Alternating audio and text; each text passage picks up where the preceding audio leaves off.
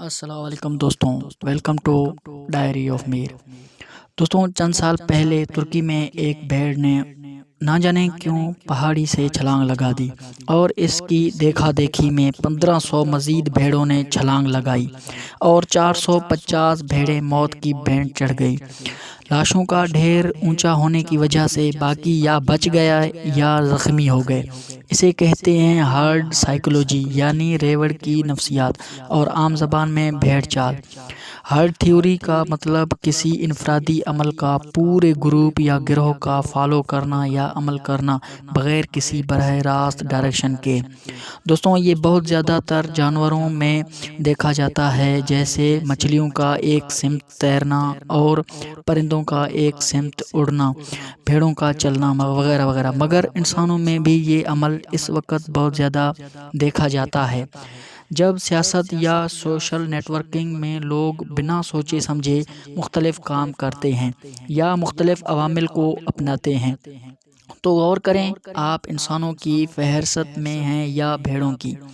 Vote کا استعمال بھی بھیڑ بن کر نہ کریں، انسان بن کر کریں۔ ووٹ کو عزت دو جیسے یہ نعرے لگاتے ہیں۔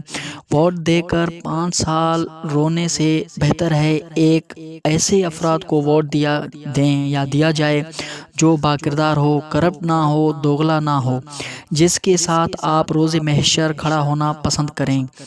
ووٹ ایک گواہی ہے جس کا حساب بھی میدان حشر میں ہونا ہے۔ تو دوستوں، جب بھی آپ اپنا ووٹ کاسٹ کریں یا جب بھی کوئی اچھا سا ڈیسیجن لینے کی کوشش کریں تو کوشش کریں کہ اس بھیڑ کی طرح اچانک چھلانگ نہ لگائیں، اور اگر کوئی اچانک کود پڑتا ہے تو کم از کم آپ غور و فکر کو استعمال کرتے ہوئے، جیسے کہ اللہ پاک قرآن مجید میں بھی متعدد جگہوں پر فرما چکا ہے، اور اکثر ہمیں یہ نصیحت نبی کریم صلی اللہ علیہ وسلم کی زندگی سے بھی ملتا ہے کہ اے انسان غور و فکر کرو۔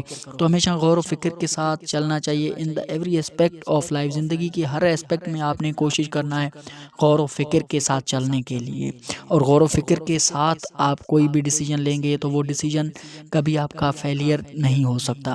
تو امید کرتا ہوں یہ ویڈیو آپ کو پسند آیا ہوگا۔ مزید ایسی اچھی ویڈیوز کے لیے ہمارے چینل کو ضرور سبسکرائب کریں، اور اگر یہ ویڈیو آپ کو پسند آیا ہو تو کائنڈلی اس چینل کو سبسکرائب کرنے کے بعد آگے یہ ویڈیو ضرور شیئر کریں۔ Thank you.